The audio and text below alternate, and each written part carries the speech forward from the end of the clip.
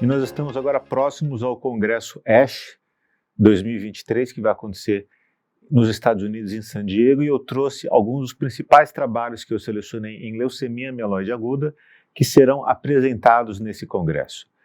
Então vamos focar agora em ver os principais trabalhos de LMA. O primeiro trabalho que eu selecionei é uma apresentação oral que vai acontecer no sábado, sobre uma combinação de venetoclax, uma quimioterapia em altas doses com citarabina e mitoxantrone, para resgate de pacientes com LMA recidivada ou refratária. Esse é um estudo fase 1/2, que chegou nesta posologia de dose que vocês estão vendo aqui como sendo ideal. Você veja que são 3 dias apenas de citarabina na dose de 1000 mg por metro quadrado, 3 dias de mitoxantrone e 14 dias de venetoclax. E esse esquema ele leva uma excelente taxa de resposta completa no cenário recidivado resgatado de quase 80%, mais de 80%, sendo essa taxa de resposta 100% nos pacientes de risco favorável e de 70% e 80% nos pacientes intermediário risco adverso, mostrando um ótimo esquema para considerar ser utilizado para resgate de pacientes com LMA que recidivou.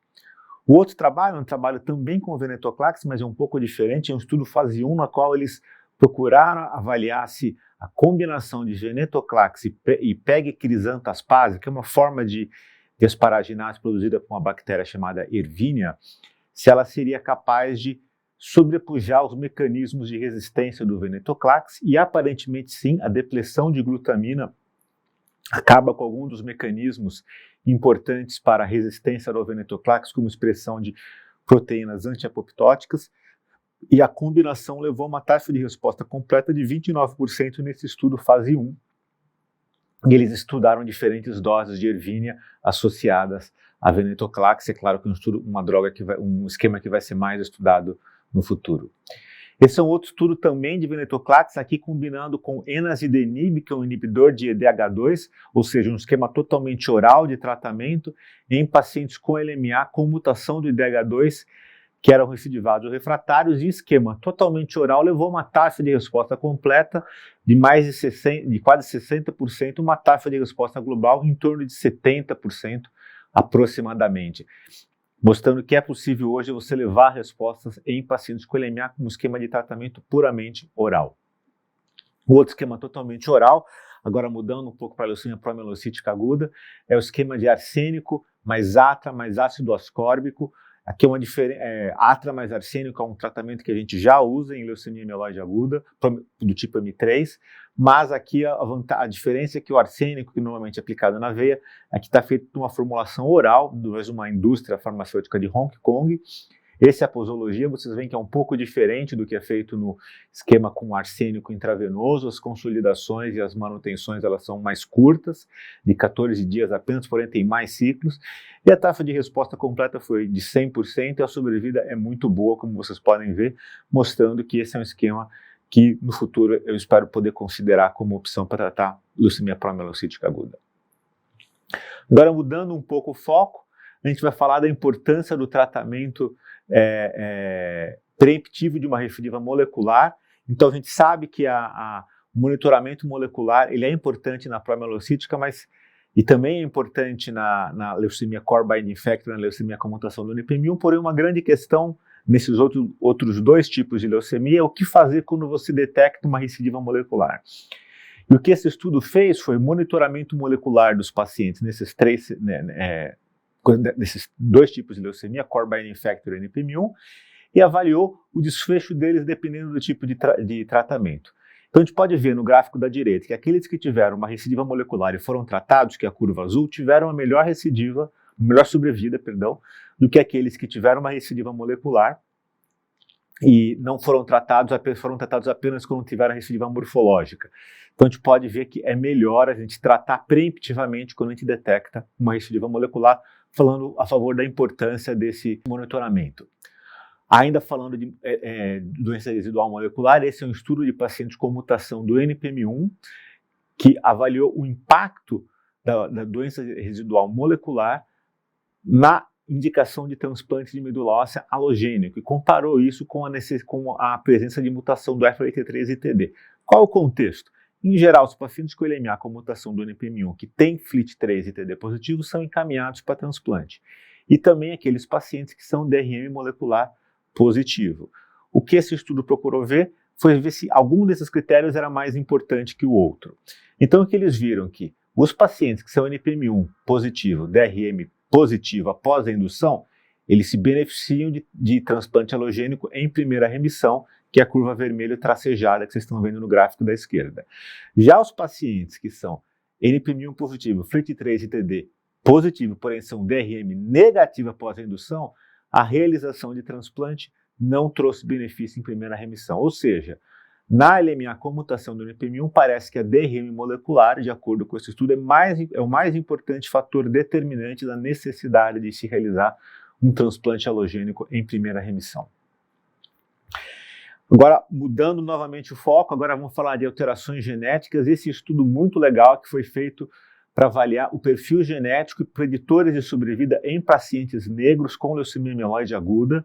Então, o que esse estudo fez mostrou que os pacientes negros com leucemia mieloide aguda, muitas vezes eles têm mutações diferentes dos pacientes brancos, ou seja, você pode ter algumas mutações que são mais raras em pacientes negros e mais comuns em brancos e vice-versa, algumas são mais raras em brancos e mais comuns em negros, e também que as diferentes mutações elas podem ter impacto prognósticos distintos. Então, algumas mutações como NPM1 e DH1 e DH2 que tendem a ser de risco mais favorável no paciente branco, nos pacientes negros, nesse estudo, elas estiveram associadas com um prognóstico mais desfavorável. Então, mostrando a importância da gente ter uma ampla consideração da diversidade de ancestralidade na condução e análise de estudos genéticos e prognósticos também em leucemia mieloide aguda.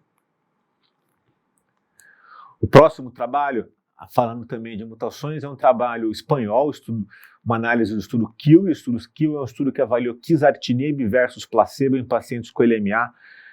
que não tinham mutação do FLT3, ou seja, o quizartinib é considerado um inibidor de FLT3 aprovado para tratar FLT3, pacientes com FLT3 e TD mutado. Esse estudo avaliou pacientes que não tinham mutação do FLT3, ou a eficácia do quizartinib, tem um subgrupo de pacientes que foi melhor. E o que eles fizeram uma análise correlativa foi ver que esses pacientes que se beneficiavam do quizartinib, eles tinham um perfil de expressão gênica semelhante ao paciente que é FLT3 mutado, ou seja, como se ele fosse um paciente FLT3-like, semelhante ao que é observado em leucemia linfóide aguda, quando a gente tem aquele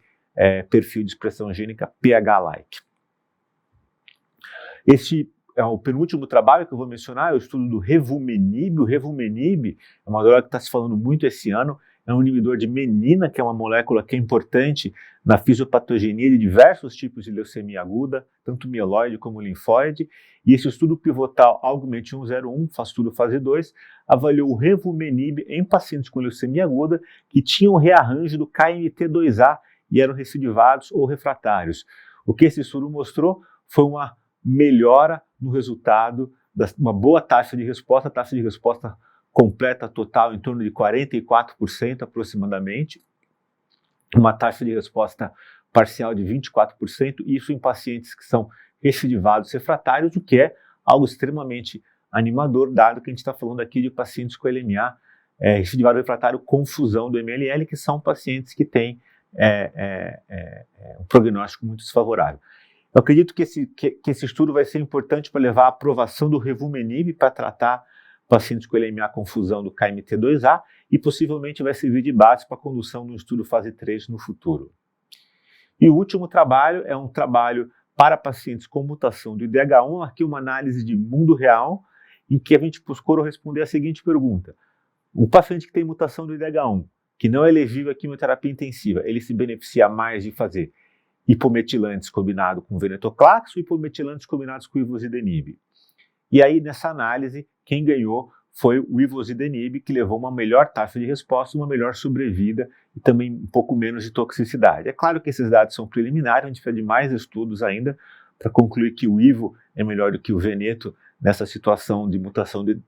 IDH1, mas o que sugere-se é que realmente a melhor escolha seria você fazer combinação com ASA e ivosidenib, pelo menos de acordo com esses dados. Bom, gente, é isso que eu trouxe para vocês hoje para discutir a respeito dos principais trabalhos que eu vi em leucemia mieloide aguda no ASH de 2023. Eu espero poder encontrar com vocês lá e no futuro novamente para a gente discutir com mais detalhes esses estudos depois que eles forem apresentados. Muito obrigado.